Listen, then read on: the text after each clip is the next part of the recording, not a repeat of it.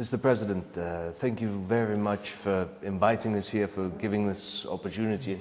Having spent years now traveling to and fro Syria, reporting from here, it is an honor to have finally met you. But Mr. President, since time is short, first question, your latest victories in Ghouta, in Yarmouk, they have drastically changed the situation on the ground in Syria. How much nearer the end of this war are we now, in your estimation?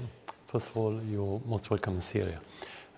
With every move forward in the battlefield, with every victory, with every liberated area, we are moving closer to the end of the conflict.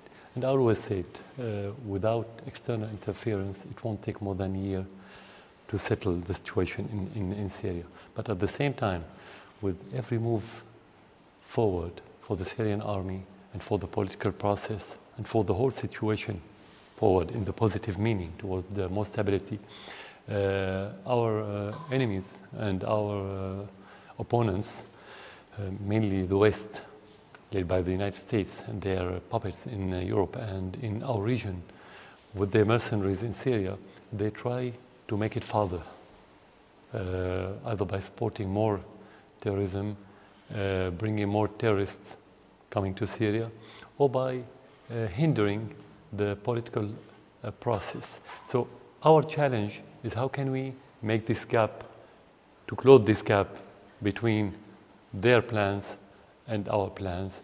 And I think we are succeeding in that regard, but at the same time, it's difficult for anyone to tell you when. But it is getting closer, that's self-evident. Well, your latest military victories, they have been, objectively speaking, spectacular. The speed at which rebel defenses that have withstood for years have collapsed. Are you planning on retaking all of Syria by force? We're talking about Idlib, the border with Israel, SDF-controlled territories. The war is the worst choice. I think every Syrian agreed upon this fact, but sometimes you only have this choice, especially when you talk about factions like Al-Qaeda, like ISIS, like Al-Nusra, and the like-minded factions. Actually, most of them have the same ideology, Jaish Islam, Al Sham, and so on. They're not ready for any dialogue. They don't have any political plan. They only have this dark ideological plan, is to be like any Al-Qaeda controlled area anywhere in this world. So the only option to deal with those factions is force. At the same time, in other areas, we succeeded by implementing reconciliations, especially when the community in those different areas made pressure on those militants to leave those areas. So I think the best choice is to make reconciliation. This is our plan. But when it doesn't work, the only method to resort to is the force. Well, with regards to reconciliation, how wise is it to send all of these veteran jihadists with their small arms to Idlib? By now, tens of thousands have gone to Idlib. They have consolidated. They have built defenses. Eventually, as you say, you'll have to fight them. On the other hand, are you perhaps planning on building an area that is outside of government control? Yeah. Actually, we always say we're going to liberate every area. So it's impossible for us to intentionally leave any area on the Syrian soil outside our control as government. This is natural. And as you know, Idlib was captured by the terrorists in 2015 with this Turkish support. It was mainly captured by Al-Nusra and some other supportive factions.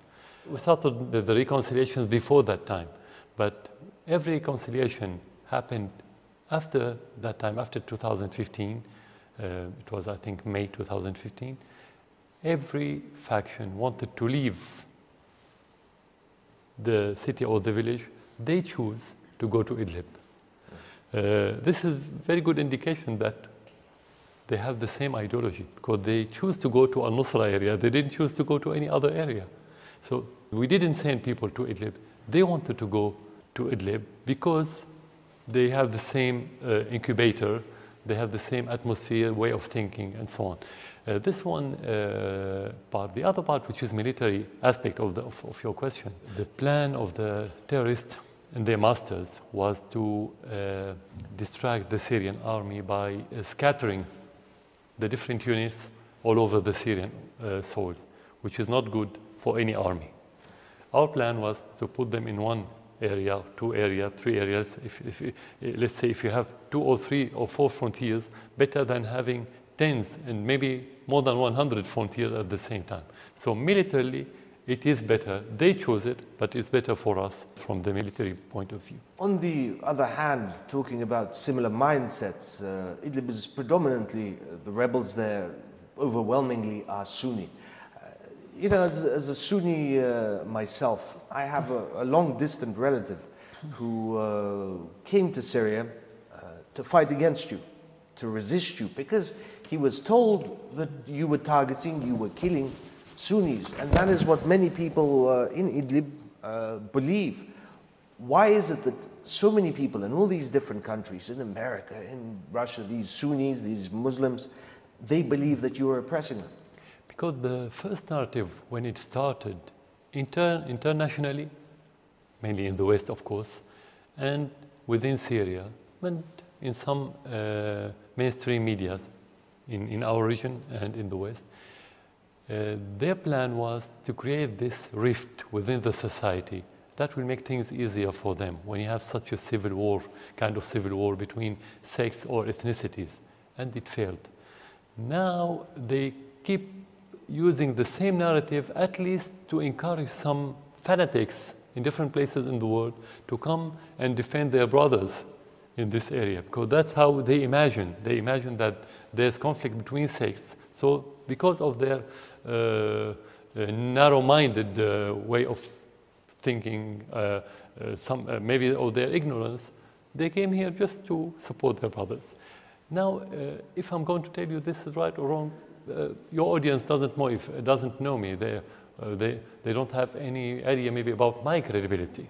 But I'll tell you, you know Syria very well. It's better to go and see the reality on the ground. Now, if there's such a narrative, let's say, in reality, sects killing another sect, Syria should be divided now according to sectarian line. You should come to this area under our control and see one color or a few colors of the Syrian society. You should go to the other area where you have the terrorists. You should have different colors.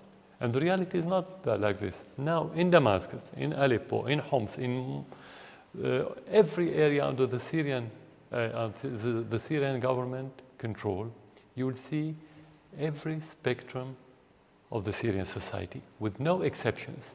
So that this reality will debunk this narrative. I mean, how could they live with each other while the government is killing them according to sectarian basis? It doesn't work. Fair enough, but with regards to negotiations and reconciliation, there have been efforts to start talks to achieve a result in Geneva, in Astana. There has been limited success, but it hasn't been all that great. Now, let's be honest, you're winning. You're winning on the ground, your forces are advancing, the rebels are in retreat. Why would you negotiate with them now that they're losing? Since the very beginning, we said whenever we can save Syrian blood, we have to go forward and deal with this with any initiative, any kind of initiative, even if they have bad will. Some initiatives have bad will, but in spite of that, we dealt with. And the reality now, if you go around Syria, the reality, the results that's been embodied by the reconciliations is a proof of what I'm saying. Without this policy, without this intention of saving blood, negotiating, talking to people, we couldn't have reached these reconciliations. This is one thing. The other thing, not everyone for the government have the same basis. Some of them have ideological background, some of them for financial background. Some of them, they made mistake at the very beginning. They were forced to go in that direction, and they couldn't withdraw. So you have to open the doors, and you have to distinguish between different kind of people. And the most important than this, the majority of the people who were against the government, apparently in the different liberated area, actually in their hearts, they are with the government. Because they could tell the difference between having government and having chaos. Well, with regards to talks and retaking areas by force, let's take, for example, SDF-controlled territories in Deir ez-Zor. There have been clashes there between troops who were loyal to you and the SDF itself, United States partners. And the United States brought to bear force to stop troops loyal to you from taking territories. This has happened at Al-Tanf as well. How are you going to deal with the United States presence, military presence in Syria? After the liberation of Aleppo and later Deir ez-Zor, and before that Homs and now Damascus, actually the United States is losing its cards. The main card was al-Nusra, that was called moderate. But when the scandal started leaking that they are not moderate, they are Al-Qaeda, that was supposed to be fought by United States, they look for another card. This card is the SDF now, because when, as it seems, as you just mentioned, we are moving forward in the different areas to defeat the terrorists, the only problem left in Syria is the SDF. We're going to deal with it by two options. The first one, we started now opening doors for negotiations, because the majority of them are Syrians. And supposedly, they like their country. They don't like to be puppets to any foreigners. That's what we suppose. So we have the same basis. We all don't trust the Americans for decades, not because of the war, but they only say thing and they do the opposite. They tell daily lies. So we have one option is to live with each other as Syrian, like forever. This is the first option. If not, we're going to resort to liberating by force, to liberating those areas by force. We don't have any other options. With American or without Americans, we don't have any other option. So this is our land, it's our right, and it's our duty to liberate it. And the American should leave somehow. They're going to leave. They came to Iraq with no legal basis, and look what happened to them. They have to learn the lesson. Iraq is no exception, and Syria is no exception. People will not accept foreigners in this region anymore. Well, with regards to retaking territories, it seems inexplicably, whenever you eliminate one threat, say be it Ghouta, another threat seems to materialize, and this has happened repeatedly. Now we have the Israeli energy minister who is threatening that his country could, quote, liquidate you and your government. Are you afraid? Are you afraid, and how do you take that threat? Since we were born, I'm talking about my generation, and most of the generations now in Syria, we lived under the threat of the Israeli aggression. This is something in our unconscious feeling. So to say that you're afraid while living with the same threat for decades, this is nonsense. Israeli has been assassinating, killing, occupying for decades now, for more than around 7 decades in this region. But usually they do all this without threatening. Now, why do they threat in this way? This is panic. This is kind of hysterical feeling because they are losing the dear ones, Al-Nusra and ISIS. That's why Israel now is panicking recently, and we understand their feeling. Well, Israel is now seemingly striking across Syria, airstrikes at will. They're boasting publicly on camera again and again that your defenses, they're powerless to stop them, that they can do in Syria whatever they want. Is that true? Is there anything you can do to stop Israel carrying out its airstrikes in Syria? Yeah. Actually, the first target of the mercenaries in Syria was the air defense. Before attacking any other military base, it was the air defense. And you would be surprised at that time, why do they attack the air defense? The air defense will not deal with the peaceful demonstrators, as they say, or with the moderate forces, and it cannot deal with extremists anyway. It's another thing, it's to defend the country. This is the other proof that Israel was in direct link with those terrorists in Syria. So they attacked those bases and they destroyed big part of our air defenses. Now, in spite of that, our position, let's say our air defense is much stronger than before, thanks to the Russian support. And the recent attacks by the Israeli and by the American and British and French proved that we are in a better situation. Now, the only option, my answer to your question, is to improve our air defense. This is the only thing that we can do, and we are doing that. Well, Israel says that its strikes are so far that they aren't targeted against you, the president or the government, that they're targeted at Iran. They're to keep Iran, which is your ally, weak in Syria. It's strange, but Iran being here, they are your allies, it's no secret, they have helped, but them being here now puts you at threat. Would you ever consider asking Iran to leave? The most important fact regarding this issue that we don't have Iranian troops. We never had, and you cannot hide it. And we were not ashamed to say that we have. Like we invited the Russians, we could have invited the Iranians. We have Iranian officers who work with the Syrian army as help, but they don't have troops. And the starkest fact about their lives, about this issue, the Iranian issue, that the recent attack a few weeks ago, they said that they attacked Iranian bases and camps, as they said allegedly. And actually we had tens of Syrians, martyrs and wounded soldiers, not a single Iranian. So how could they say that we have it? So it's a lie. We always say that we have Iranian officers, but they work with our army. We don't have troops. Well, changing subject now with regard to chemical attacks. There are now regular alleged chemical attacks happening in Syria. Your government and your allies have said that you had nothing to do with this. Your allies have backed your claims, denying any responsibility, saying they have no knowledge of you carrying out these attacks. The question is, in whose interest is it to gas opposition to you? That's the most part of the answer. In whose interest? That's the question. Is it in our interest? Why? And why no?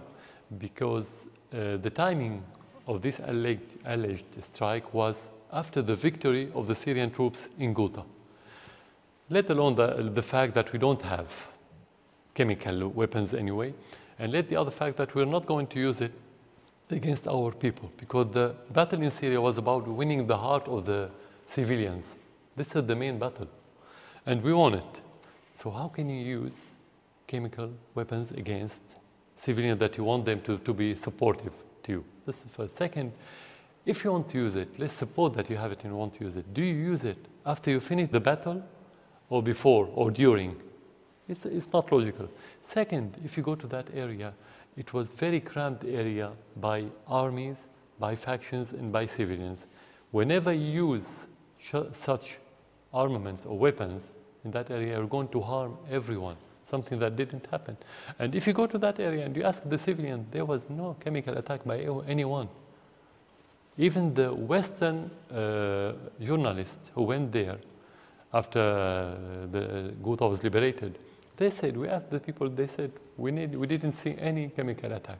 So it was a narrative, it was just pretext in order to attack Syria. Well, it may have been a pretext, but we now have proof that, even mere rumors on Twitter, a few videos of confusing videos of showing allegedly the aftermath of an attack is enough to justify for the United States, its allies, launching cruise missiles at Syria. What if, conveniently, there's another attack, alleged attack? Could there be a lot more missiles aimed at Syria? Of course it could, because when the United States trampled over the international law on daily basis, sometimes in different areas for different reasons, any country in the world could have such an attack. What the legal base of this attack, what the legal base of their aircraft with their alliance, the so-called anti-terrorist alliance that support the terrorists actually, what the legal base of that alliance? Nothing. What the legal base of the attack in Yemen, in Afghanistan, on the border with Pakistan, etc. There's no legal base. So as long as you don't have international law that could be obeyed by United States and its puppets in the West, there's no guarantee that it won't happen. That happened a few weeks ago, and that happened last year in April 2017, and that could happen anytime. Exactly, I agree with you. But the response Trump promised was going to be extreme and severe, according to his words early on. The response that we saw, the strike that we saw after the latest alleged chemical attack, it seemed to be much more symbolic, much smaller in scope, and there was inexplicably, again, a delay when Trump promised the attack and when it came. Why was there a delay? Did it have something perhaps to do with the Russians? It has two aspects as we saw it. The first one, they told a story, they told a lie, and the public opinion around the world and in the West didn't buy their story, but they couldn't withdraw. So they had to do something, even on smaller scale. The second issue related to the Russian position that time, as you know, that the Russians announced publicly that they're going to destroy the bases that's going to be used to launch missiles. And our information, we don't have evidence, we only have information, and those informations are credible informations, that they were thinking about comprehensive attack all over Syria. And that's why the threat pushed the West to make it on much smaller scale. Well, with regards to the United States' relation towards you, President Trump has called you, quote, Animal Assad. Do you have a nickname for the US president? Yeah. This is not my language, so I cannot use similar language. This is his language. It represents him. I think there's a very known principle that what you say is what you are. So he wanted to present what he is, and that's normal. Anyway, it didn't move anything, and this kind of language shouldn't move anything for anyone. The only thing that moves you is what people that you trust, people who are level-headed, people who are thoughtful, people who are moral, ethical. That's what should move anything inside you, whether positive or negative. Somebody like Trump will move nothing for me. Well, with regards to the United States presence here, and there's an interesting thing, you know, I came up with thoughts up of a while ago. There are now in Syria forces from five nuclear powers directly engaged in military operations in Syria, be it boots on the ground or airstrikes. Some of those countries are on different sides. How Syrian is this civil war still? The word civil war has been used widely since the beginning of the conflict in Syria, even by our friends and by our allies, by mistakes, without understanding the content of this meaning. Syrian civil war means there are sectarian lines based on either ethnicities or sects or religion, or maybe political opinion or political currents, let's say. Something we don't have in Syria. In reality, in the area controlled by the government, which is now the majority of Syria, you have all these diversities. So the word civil war is not correct. What we have actually from the very beginning, mercenaries, Syrians, and foreigners being paid by the West in order to topple the government. This is the reality, the mere reality, the very stark reality. Everything else is just masks to cover the real intentions, talking about political differences, moderates, peaceful administration. we don't have civil war in Syria. If we have civil war for 7 years, we should have been divided by now. You cannot have one country, united society, if not geographically because now of the United States puppets and the Turkish puppet. Without that, you should have it divided socially. Go by yourself, deal with different spectrum of the Syrian society, and you can answer that question in the same way I'm answering now. But with regards to potential escalation, okay, there are proxy forces from all these 5 nuclear powers as well as their own forces engaged in Syria. But you, as the president, again, must have information. How close have we come during this civil war, during this war, to an escalation between these nuclear powers? In reality, we were close to have direct conflict between the Russian forces and the American forces. Fortunately, it has been avoided, not by the wisdom of the American leadership, by the wisdom of the Russian leadership, because it's not in the interest of anyone in this world, and first of all, the Syrian, to have this conflict. We need the Russian support, but we need at the same time to avoid the American foolishness in order to be able to stabilize our country. And just briefly, one last question. The closer we get to the end, is the danger of an escalation, in your estimation, is it decreasing or is it, on the other hand, increasing? As I said at the very beginning, the more we get closer to the end, the more they want to make it farther. What does it mean? The more stability you have, the more escalation we'll have. The more reconciliation you have in one area, the more killing and destruction and trying to capture more areas by the terrorists will have.